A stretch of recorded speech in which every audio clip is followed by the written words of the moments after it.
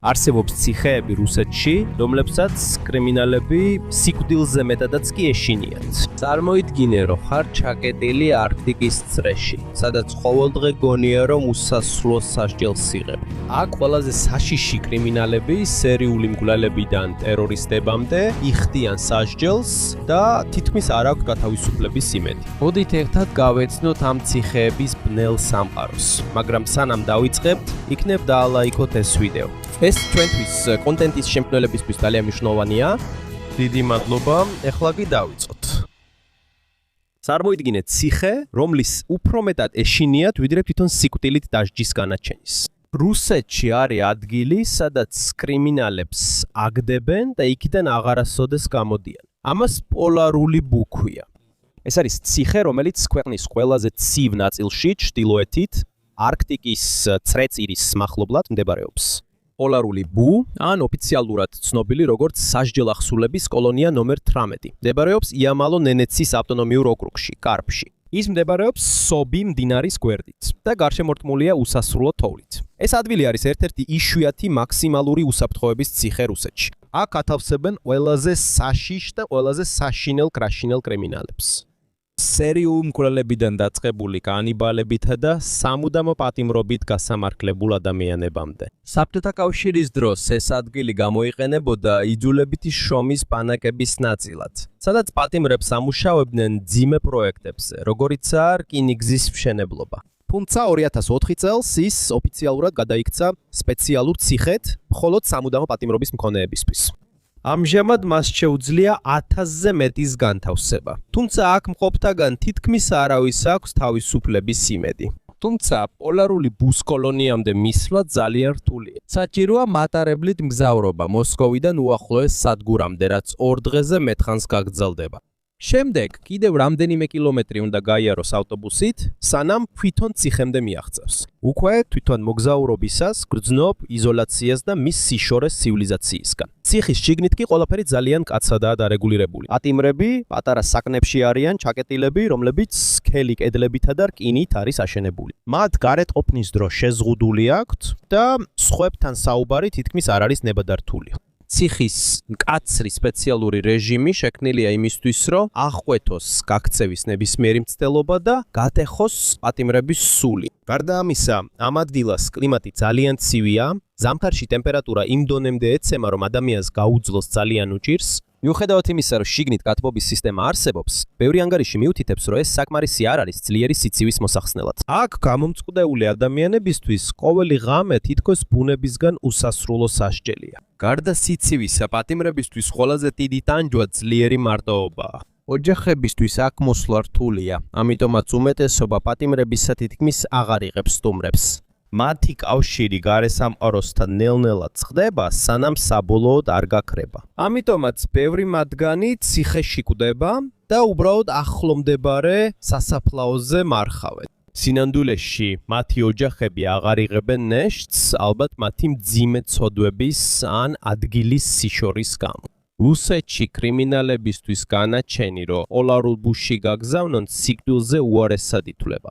ზოგიერთი ანგარიშის მიხედვით, ბევრი პატიმარი ამბობს, რომ ურჩევნიათ სიცოცხლე თვითონვე დაასრულონ. ვიდრე ყოველდღე იტანჯონ ამ ცივ და იზოლირებულ ციხეში. ამ დროს ციხის შესასვლელში დიდი ყორანის ქანდაკება დგას. ეს სიმბოლო თითქოს გაფრთხილებას იძლევა. მათთვის, ვინც ამას ხედავს, შეიძლება ჩვეულებრივ დეკორაციად ჩანდეს. მაგრამ პატიმრებისთვის ეს ქანდაკება შეგონებაა, რომ იქიდან ვეღარასდროს გამოვლენ. პოლარული ბუს ერთ-ერთი ყველაზე ცნობილი პატიმარი იყო ალექსანდრე პიჩუშკინი, რომელიც უფრო ცნობილია როგორც ჭადრაკის დაფის მკვლელი. ის ცნობილი გახდა როგორც ერთ-ერთი ყველაზე სასტიკი სერიული მკვლელი თანამედროვე რუსეთში. მისი გეგმა იყო იმდენი ადამიანის მოკლა, რომ ჭადრაკის დაფის ყველა უჯრა შეევსო. ეს ნიშნავს 64 მსხვერპლს. ამიტომაც მას მიუსაჯეს სამუდამო პატიმრობა მას შემდეგ, რაც დამტკიცდა, რომ 48 ადამიანი მოკლა. პიჩუშკინი ცნობილია თავისი ამპარტავნებით. როცა ჟურნალისტებმა კითხეს, რას გააკეთებდა თუ მოულოდნელად გაათავისუფლებდნენ, მან უპასუხა: პირველ რიგში 2 ადამიანს მოვკლავდი და ქალს გავაუპატიურებდი. მაგრამ მისი დამოკიდებულება შეიცვალა, როცა პოლარული ბუს ციხეში მოხვდა. უკიდურესი სიცივისა და გაუთავებელი იზოლაციის შემდეგ მან აღიარა, რომ ურჩევნია მოკვდეს, ვიდრე იქ კიდევ დიდხანს დარჩეს. გარდა მისი, პოლარული ბუს ციხეში კიდევ ერთი პატიმარი მიიყვანეს ჰაშა კოლაევი, ტერორისტული ჯგუფის ერთადერთი გადარჩენილი წევრი, რომელმაც ბესლანის სკოლაზე თავდასხმა განახორციელა. ამ თავდასხმამ 300-ზე მეტი ადამიანი იმსხვერპლა, უმეტესობა ბავშვები იყვნენ, ამიტომ მას უადო პატიმრობა მიუსაჯეს და პოლარული ბუს ციხეში გაგზავნეს. მისი საკანი იმდენად პატარაა, რომ თითქმის ვერ იცვლის სხეულს, მას მხოლოდ დგომა ან ჯდომა შეუძლია. მაგრამ სწორად დაწოლა ვერ. წარმოიდგინე, იქ ბავშვსაც კი ვერ დაეტეოდა დასაწოლად. ასეთი მდგომარეობა მხოლოდ ფიზიკური სასჯელი კი არა, არამედ აშკარა ფსიქოლოგიური წამებაა. გარდა ამისა, იქ იყო იევგენი ანატოლიევიჩ ციოპლინსკი, რომელსაც სოლიკამსკის ობოლი ეძახდნენ. ის სერიული მკვლელი იყო, რომელმაც 6 ადამიანი მოკლა. მას მიუსაჯეს სამუდამო პატიმრობა და ასევე გადაიყვანეს პოლარულ ბუსში. თუმცა მისი გონება ვერ გაუძლო ციხეში არსებულ მძიმე ტანჯვას. ამასთან დაკავშირებით ციოპლინსკი თვითმკვლელობის შედეგად გარდაცვლილი იპოვეს და ციხის გვერდით სასაფლაოზე დაკრძალეს. პოლარულ ბუსში ყოველდღიური ცხოვრება სავსეა ტანჯვით. ყოველი პატიმარი მკაცრად კონტროლდება და თითქმის არ აქვს არანაირი უფლება. მათ ეკრძალებათ თავისუფლად საუბარი, მათი დრო საკნის გარეთ შეზღუდულია. და ყოველთვის თან ახლავთ მცველი. ბევრი განიცდის დეპრესიას, ძლიერ შფოთვას და გრძნობს თითქოს ნელ-ნელა სევდას თანთქავს. სინამდვილეში საკვები ხშირად არასაკმარისია, სივია და ძნელად მისაყლაპი. ძილიც არაკომფორტულია თხელ-საწოლზე და იმ ძალიან ცივ ჰაერში, რომელიც საკანშიც კი აღწევს. ასევე არსებობს მოხსენებები მცველების მხრიდან ძალადობისა და სასტიკი მოპყრობის შესახებ, რაც კიდევ უფრო ამძიმებს პატიმრების მდგომარეობას. როცა მთლიან სურათს შეხედავ, ნათელია რატომ ამბობენ ბევრი დამნაშავე, რომ პოლარულ ბუსში ცხოვრება სიკვდილზე უარესია. თუ ცნობილი დამნაშავეები, რომლებიც ძალადობას არიან შეჩვეულნი, ამ ადგილს ეშინიათ და ნებდებიან რა უნდა იგრძნონ ჩვეულებრივმა ადამიანებმა. პოლარული ბუ უბრალოდ ციხე არ არის, ეს არის სიმბოლო ყველაზე სასტიკი ბედისა, რაც შეიძლება დამნაშავეს რუსეთში შეხვდეს. ასევე პატიმრები სხვა ტიპის საკნებში არიან განთავსებულნი.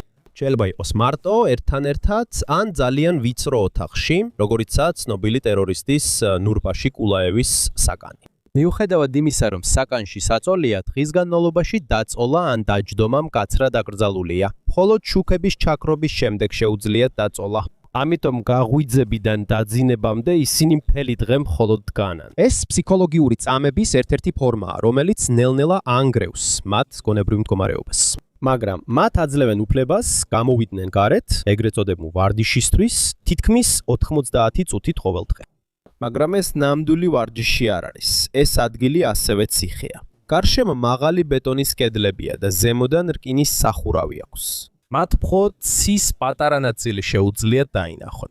როგორც ადრე აღვნიშნეთ, ამ ციხის ერთ-ერთი ყველაზე სასტიკი ასპექტი კლიმატია. მათ ფორმა თხელია და თითქმის ვერ იცავს თოვლისგან. თუ ვინმე მაინც გაინძრევა, მთელ ჯგუფს წყლის ჭავლით ესვრიან, რაც კიდევ უფრო აცივებს მათ სხეულებს. სხვა ციხეებისგან განსხვავებით, სადაც ჯგუფები ან ბანდები იქმნება, აქ ნებისმიერი სახის საუბარი აკრძალულია. თუნდაც ორადგილიან საკანში, სადაც კიდევ ერთი პატიმარია, საუბარიც კი აკრძალულია, თუ ვინმეს დაიჭერენ, მძიმე სასჯელი ელოდება. მათი სასჯელის პირველი 10 წლის განმავლობაში მათ არ ყავთ სტუმრები და ტელეფონით დარეკვაც აკრძალულია. მხოლოდ 10 წლის შემდეგ შეუძლიათ ოჯახის ნახვა და ისიც მხოლოდ ერთხელ წელიწადში. ამასთანავე არც კაფეტერია და არც ადგილი, სადაც პატიმრები ერთად შეიკრიბებიან, საჭმელი პირდაპირ მათ საკნებში მიაქვთ. თითქმის მთელ დროს ისინი საკანში ატარებენ. იქ სიჩუმეა და მხოლოდ მცველებს ხედავენ. ასეთი სისტემის მიზანი ნათელია. მათი ერთმანეთთან დაკავშირების შეჩერება, მათი ნების გატეხვა და ყოველგვარი იმედის წართმევა. ზოგისთვის ეს სამართლიანია, რადგან აქ მყოფი პატიმრები არიან კრიმინალები, რომლებმაც ჩაიდინეს სასტიკი დანაშაულები, როგორიცაა მკვლელობა, ტერორიზმი და სხვა საზიზღარი ქმედებები. თუმცა ამ ყველაფრის მიუხედავად, ბევრიც ამბობს, რომ სასჯელი ზედმეტად მკაცრია. გარდა ამისა, პოლარულ ბუსში ყველა კავშირი პატიმრებსა და მათ ოჯახებს შორის გაწყვეტილია. მათი ნათესავების უმეტესობა ფიქრობს, რომ მათთან შეხვედრას აზრი აღარ აქვს. ყოველდღიურად პატიმრები მხოლოდ მცველებსა და სხვა პატიმრებს ხედავენ. მათ გარესამყაროსთან კავშირი არ აქვთ, ამიტომ მათი ცხოვრება მხოლოდ ცივ და მკაცრ ციხის კედლებში ტრიალებს. ციხეში ყოველდღიური ცხოვრება ერთფეროვანია. არის ფიზიკური წამება, ფსიქოლოგიური ტანჯვა და დიდი სირთულეები. საკვები და სამედიცინო მომსახურება. მათი საკვები ყოველდღე ერთნაირია, უცვლელი და განმეორებადი. თუნდაც ისეთი მარტივი რამ, როგორიცაა რადიოს მოსმენა ან ფილმის ყურება, მცველების მიერ კონტროლდება. მხოლოდ ისინი ირჩევენ, რომელ პროგრამას მოусმენენ ან რომელ ფილმს უყურებენ და ეს მხოლოდ ერთხელ ხდება კვირაში. ყოველი პატიმრის მოძრაობა განსაზღვრულია სეირნობის დროიდან დაწყებული, დაძინების დროით დამთავრებული. სინამდვილეში პოლარული ბუის ციხიდან გაქცევა თითქმის შეუძლებელია. პირველ რიგში ძალიან მკაცრი უსაფრთხოების გამო.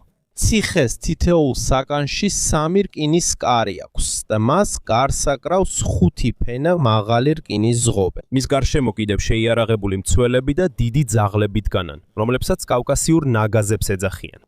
ძაღლები კაწურთნილები არიან, რომ აგრესიულები იყვნენ და ბრძანებისთანავე დაესხან თავს. მეორე მიზეზი კი თავად მდებარეობაა, რატომ ერავინ გადაურჩა. ციხე არქტიკის წრეში, ცივილიზაციისგან ძალიან შორს მდებარეობს. ამასთან დაკავშირებით იყო ერთი პატიმარი, რომელმაც გაქცევა სცადა. ის იყო ალექსანდრე ელ სტრატოვი, რომელსაც სისხლიანი ტაქსის მძღოლი ეძახდნენ. ის ქურდი და სერიული მკვლელი იყო, რომელმაც 6 მგზავრი მოკლა. ამიტომ მას სამუდამო პატიმრობა მიუსაჯეს და პოლარულ ბუში გადაიყვანეს. 3 წლის შემდეგ, რაც დააპატიმრეს, მან გაქცევა სცადა სეირნობის დროს. მასთან ერთად იყვნენ მცველები. მან პატარა რკინა გამოიყენა, რომ კარი ბოლომდე არ დახურულიყო. შემდეგ გაიქცა და ღობეზე აწვრა. მაგრამ როცა ჩამოვიდა მასთან მაშინვე მივიდნენ მშიერი და აგრესიული ძაღლები, მიუხედავად იმისა, რომ მცველებმა ძაღლები გააჩერეს, მისი ჭრილობები უკვე მძიმე იყო. ის ისევ შიგნით დააბრუნეს და მარტო საკანში ჩასვეს.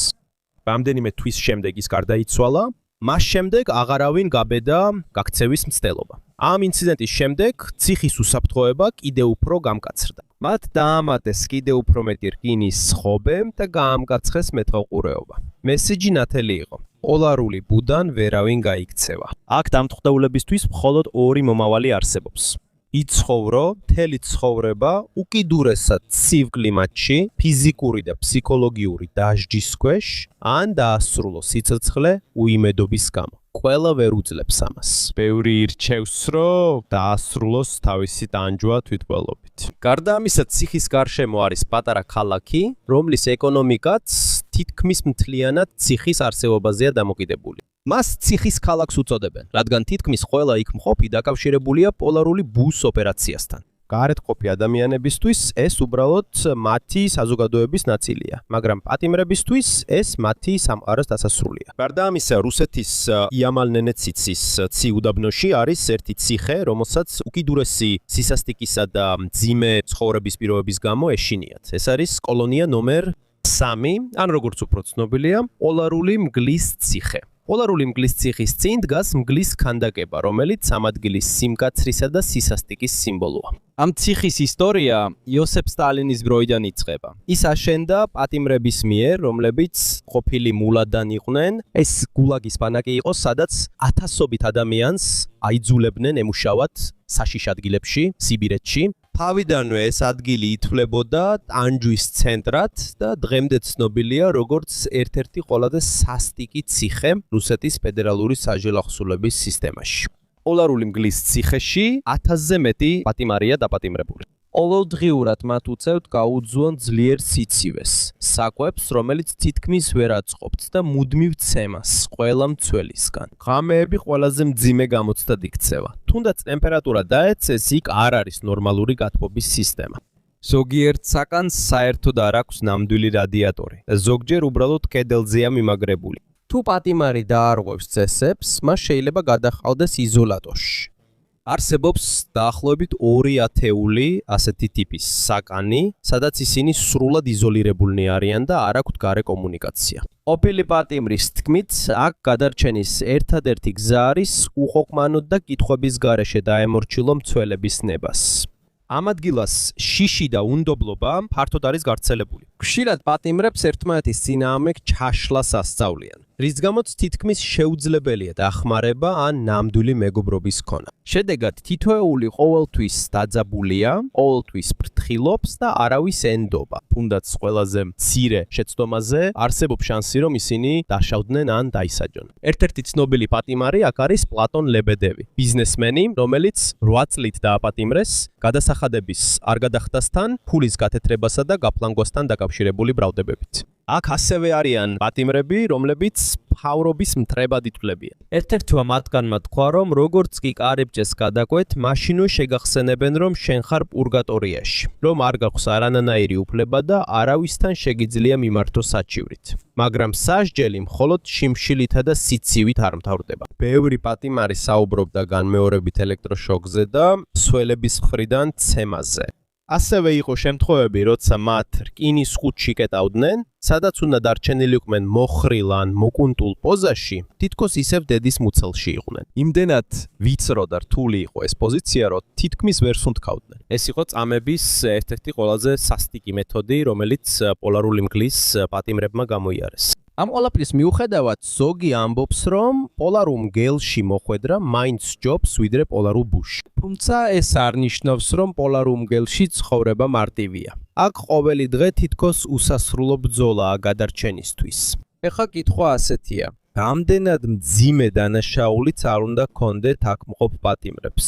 იმსახურებენ კი ისინი ასეთ დასჯას. გარდა ამისა, ბუტირკას ციხე ერთ-ერთი უძველესია მთელ რუსეთში. იგი დაარსდა ეკატერინე დიდის მმართველობის პერიოდში. თავდაპირველად ეს ციხე ემსახურებოდა როგორც საპატიმრო იმ ადამიანებისთვის, რომლებიც სახელმწიფოს მტრებად ითვლებოდნენ, მაგალითად რევოლუციონერები და ისინი, ვინც ხელისუფლებას ეწინააღმდეგებოდნენ. დროის განმავლობაში იგი დარჩა ცნობილ ადგილად, სადაც მიყავდათ ისინი, ვინც საშიშად და რთულად სამართავ პირებად ითვლებოდნენ. ეს მოსკოვის ერთ-ერთი ყველაზე დიდი ციხეა და დღემდე აქტიურად ფუნქციონირებს. გრძელი დროის განმავლობაში ბუტირკას კედლები სხვადასხვა ტიპის პატიმრებს მასპინძლობდა. ტერორისტებს, ქურდებსა და კრიმინალებს, ასევე პოლიტიკოსებსა და მთავრობის კრიტიკოსებს. ციხის ხანგრძლივი ფუნქციონირების განმავლობაში მისი კედლებში მთელი ქვეყნის ისტორიაა ჩაწერილი. თუმცა ისტორიაზე მეტად გაცილებით შემაშფოთებელია ციხის ამჟამინდელი მდგომარეობა. ერთ-ერთი ყველაზე დიდი პრობლემა პატიმრების გადაჭარბებული რაოდენობა. ციხეს აქვს მხოლოდ დაახლოებით 2000 ადამიანის სტევადობა. ამის გამო საკნები ხშირად გადატვირთულია. არსებობს ცნობები, რომ ზოგიერთ საკანში, რომელიც თავდაპირველად მხოლოდ 10 ადამიანისთვის იყო განკუთვნილი, ახლა 100-ზე მეტი პატიმარი იმყოფება. ასეთ პირობებში პატიმრებისთვის ციხეში ნორმალური ცხოვრება თითქმის შეუძლებელი ხდება. გარდა გადატვირთულობისა, კიდევ ერთი პრობლემა ზაფხულში ძლიერი სიცხე. მოსკოვში ზაფხულში ტემპერატურა მაღალია და ციხის შიგნით თითქმის არ არის ვენტილაცია. როცა გარეთ ცხელა, გადატვირთულ საკნებში კიდევ უფრო ცხელა. პატიმრები გაჭედილები არიან ვიწრო და ბნელ ადგილებში, სადაც თითქმის ვერ მოძრაობენ. ეს ადამიანებს სწრაფად აავადებს და ფიტავს. გადატვირთულობის გამო ჰიგიენა ცუდადაა დაცული. ბევრი საკანი ბინძურია. ხშირად იგრძნობა ოფლის, კვამლისა და ჭუჭყის სუნი. კედლებსა და ჭერზე სოკოა, ხოლო ინფრასტრუქტურა დაზიანებულია. ამიტომ ადვილად ვრცელდება ისეთი დაავადებები, როგორიცაა ტუბერკულოზი და სხვა ინფექციები, ადამიანების სიმრავლისა და სათანადო სამედიცინო მომსახურების ნაკლებობის გამო. ბევრი პატიმარი ავადდება და ვეღარ ახერხებს გამოჯანმრთელებას. მაგრამ კიდევ უფრო უარესია ის, რომ არსებობს ცნობები, რომ პატიმრები, განსაკუთრებით ნარკომანები, კვლავ ახერხებენ აკრძალული ნარკოტიკების შეყვანას ციხეში. ვომარაგების ნაკლებობის გამო ბევრი პატიმარი იძულებულია ერთი და იგივე შპრიცი გამოიყენოს. ამის გამო ისეთი დაავადებები, როგორიცაა შიცი, სწრაფად ვრცელდება. ეს მდგომარეობა კიდევ უფრო ამძიმებს მათ მდგომარეობას და ბევრი იღუპება არა მხოლოდ გადატვირთულობისა და სიცხის გამო, არამედ გადამდები დაავადებების გამოც, რომელთა კონტროლიც ციხეში თითქმის შეუძლებელი. არსებობს ვარაუდები, რომ ზოგიერთი ციხის ოფიციალური პირი განზრახ ტოვებს ასეთ მდგომარეობას, როგორც სასჯელს იმ პატიმრებისთვის, რომლებმაც ჩაიდინეს ძიმე დანაშაულები, როგორიცაა მკვლელობა, აჯანყება და მთავრობის წინააღმდეგობა. სიამდვილეში ზოგიერთი ადამიანისთვის ბუტირკას შიგნით არსებული მდგომარეობა უფრო მძიმეა, ვიდრე თვითონ სიკვდილით დასჯის განაჩენი. თუ შევადარებთ სხვა ციხეებს, მაგალითად პოლარული ბუ, რომელიც ცნობილია ძლიერი სიცივით, ბუტირკა კი სრულიად საპირისპიროა. აქ სიცხე, გადატვირთულობა და დაავადებების გავრცელება კლავს პატიმრებს. ორივე შემთხვევაში ჩანს, რომ ვერავინ გადაურჩება მძიმე ტანჯვას. ამიტომაც ეს ორი ციხე ითვლება ყველაზე შემზარავ ციხეებად მთელ რუსეთში. ამასობაში ერთ-ერთი ყველაზე შემზარავი ისტორია ეხება სამ პატიმას: ანატოლი, ვლადიმირი და ბორისი. მათ თითოეულს აქვს მძიმე დანაშაულის ისტორია, რამაც ისინი სამუდამო პატიმრობაში ჩააგდო. ანატოლი სამუდამო პატიმრობაშია მსჯავრდებული, რადგან კაცის სკვრელობა ჩაიდინა მხოლოდ იმისთვის, რომ მისი მანქანა წაეღო. ეს არ იყო ყველაფერი. მან ასევე მოკლა იმ კაცის შვილები და ერთი მოხუცი, რომელიც მისი დანაშაულის მოწმე გახდა. ვლადიმირი კი ქურდად არის ცნობილი. ერთ დღეს ის ბინაში შევიდა ქურდობის მიზნით, მაგრამ შიგნით ცოლქმარი დახვდა. უკან დახევის ნაცვლად მან ცოლქმარი ნაჯახით მოკლა და შემდეგ მათი ძვირფასი ნივთები წაიღო. ამასობაში ბორის კოლეგასთან კონფლიქტი მოუვიდა. გაბრაზებულმა ის კოლეგის სახლში შევიდა და იქ მისი დედა და შვილი მოკლა. სამივე ციხეში ყოფნა უცხო არ იყო. ისინი ადრე უკვე იყვნენ დაპატიმრებულნი და საბოლოოდ უადო პატიმრობა მიუსაჯეს. მაგრამ მიუხედავად იმისა, რომ ციხე მკაცრი იყო, მათ შესაძლებლობა იპოვეს, როდესაც ისინი ციხეში ვარჯიშობდნენ, მიწაში პატარა ხრელი შენიშნეს. სწორედ იქ დაიწყო მათი გეგმა, მხოლოდ ხელების გამოყენებით. ისინი ყოველ დღე თხრიდნენ. იმისთვის, რომ მათი გაქცევა უფრო საიმედო ყოფილიყო, მათ ერთ-ერთი მცველისგან რუკა იყიდეს $1000 სანაცვლოდ. დაღლილი გრძელი დღეების შემდეგ მათ მართლაც მოახერხეს გაქცევა, მაგრამ მათი თავისუფლება დიდხანს არ გაგრძელდა. ვლადიმირი და ანატოლი სამ კვირაში ისევ დააკავეს. ბორისი კი უფრო დიდხანს დარჩა თავისუფალი. მაგრამ ისიც დააკავეს 1 წლის შემდეგ, როცა სცადა მაღაზიაში ქურდობა. საბოლოოდ ისინი ყველა ისევ ციხეში დაბრუნდნენ. ეხლა გადავხედოთ რუსეთში ერთ-ერთ ყველაზე ცნობილ ციხეს, თეთრი გედის ციხეს. ის მდებარეობს პერმში და ითვლება ქვეყნის ერთ-ერთ ყველაზე დაცულ ციხედ. თავდაპირველად, როდესაც ის გაიხსნა, იქ პოლიტპატიმრებს ამყოფებდნენ. თუმცა საბოლოოდ ის გადაიქცა სამუდამო პატიმრობის მსჯავრდებულთა ადგილად. მას შემდეგ აქედან არც ერთ პატიმარს არ დაუტოვებია ციხე თავისუფლად. სხვა ციხეებისგან განსხვავებით, სადაც გადაჭედილობა თეთრ გედს დიდი ტევადობა აქვს, თუმცა მაინც არასდროს ივსება, ამის მიუხედავად ეს არ ნიშნავს, რომ ციხეში ცხოვრება მარტივია. მისი სახელწოდება თეთრი გედი ორ წყაროს უკავშირდება. პირველი, მისი კაშკაშა თეთრი ფერიდან მოდის. მეორე კი პატიმრების განსაკუთრებული გადაადგილების წესიდან. როდესაც ისინი ერთი ადგილიდან მეორეში გადახავთ, პატიმრებს ძლიერად უნდა დაიხარონ, ხელები ზურგს უკან ბორკილებით აქვთ შეკრული და მათი პოზა გედს გავს. ამ პოზაში ისინი ვერ დააზიანებენ ცველებს და ვერც არეულობას გამოიწვევენ. თეთრი გედის ციხეში პატიმრებს საბოლოოდ ეწყვეტათ კავშირი გარესამყაროსთან. მათ არ აქვთ ტელევიზორი, არ ესმით რადიო და არც სტუმრებს იღებენ. ისინი მხოლოდ თანამესაკნეებს და მკაცრ მცველებს ხედავენ. ამასობაში ბევრი კითხულობს, ადამიანურია კი ასეთი დასჯის მეთოდი პატიმრებისთვის. მაგრამ როცა გაიგებ, რამდენად მძიმეა მათი დანაშაულები, მიხვდები, რომ ეს სასჯელი მცირეა იმ ზიანთან შედარებით, რაც მათ მიაყენეს. ერთ-ერთი ცნობილი მაგალითია დიმიტრი ბინოგრადო, რომელიც ადრე ადვოკატი იყო, მაგრამ მას შემდეგ რაც კოლეგა მიატოვა, მოულოდნელად მასობრივი მკვლელი გახდა. ის იყო პასუხისგებელი ეგრეთ წოდებული მოსკოვის სროლაზე, სადაც 6 ადამიანი დაიღუპა. ამიტომაც მას მთელი ცხოვრება მოუწევს გაატაროს ციხეში, რომელსაც თეთრი გედი ეწოდება. იქ იმყოფება დიმიტრი კარიმოვიც, რომელიც უფრო ცნობილია როგორც ბეტონის ნაწარმის მანიაკი, მან გააუპატიურა 10 ქალი და ზოგი მათგანი მოკლა. ეს ერთ-ერთი საქმეა, რომელმაც შოკში ჩააგდო რუსეთი, მისი სისასტიკის გამო, რომელიც მან უდანაშაულო მსხვერპლთა მიმართ გამოავლინა. აქ ასევე არის გენადი სერებრენიკოვი, შინაგან საქმეთა სამინისტროს ყოფილი მაიორი. როდესაც მისი შვილი მკვლელობაში გაეხვა, მან გადაწყვიტა ყველა მოწმე მოეკლა, რათა შვილი გადაერჩინა. უფრო მეტიც, მან საკუთარი შვილის ცოლიც კი მოკლა. ამჟამად ის სხვა სასტიკი კრიმინალების მსგავსად თეთრ გედშია ჩასმული და იქ გაატარებს სიცოცხლის ბოლომდე. ასევე თეთრ გედში პატიმრები მხოლოდ ფიზიკურ სასჯელს არ განიცდიან, არამედ განსაკუთრებით ძლიერ ფსიქოლოგიურ ზეწოლასაც. საკნები მკაცრად კონტროლდება და პატიმრების ცხოველი მოძრაობა კონტროლს ექვემდებარება. ანგარიშების მიხედვით აქ წესები უკიდურესად მკაცრია. არსებობს ფსიქოლოგი, რომელიც სპეციალურად დანიშნულია თითოეული პატიმრის შესასწავლად და ისინი აერთიანებენ იმ პატიმრებთან, ვისი ხასიათით არ დაეჯახება ერთმანეთს. ამას მიზნად აქვს, რომ თავიდან აიცილონ პატიმრების საბოლოო გადიჟება. სიმართლე ისაა, რომ ასეთი სისტემის საჭიროება აჩვენებს, რამდენად მძიმეა დაძაბულობა შიგნით. მიუხედავად იმისა, რომ მათი ყოველდღიური ცხოვრება სევდიანია, მათ ცოტაოდენ რამეს მაინც აძლევენ. მათ ნებადართული აქვთ საათით იარონ შიგნით ყოველდღე და კვირაში ერთხელ 10 წუთით იბანაონ. მათ ასევე აქვთ ცდომა პატარა ბიბლიოთეკაზე და ციხის მაღაზიაზე, სადაც შეუძლიათ შეიძინონ საჭირო ნივთები. ფეთრიგედის ციხე თუ მკაცრია, კიდევ უფრო საშიშია ციხე, რომელსაც შავი დელფინი ეწოდება. ის ცნობილია როგორც ყველაზე სასტიკი კრიმინალების სამყოფელი.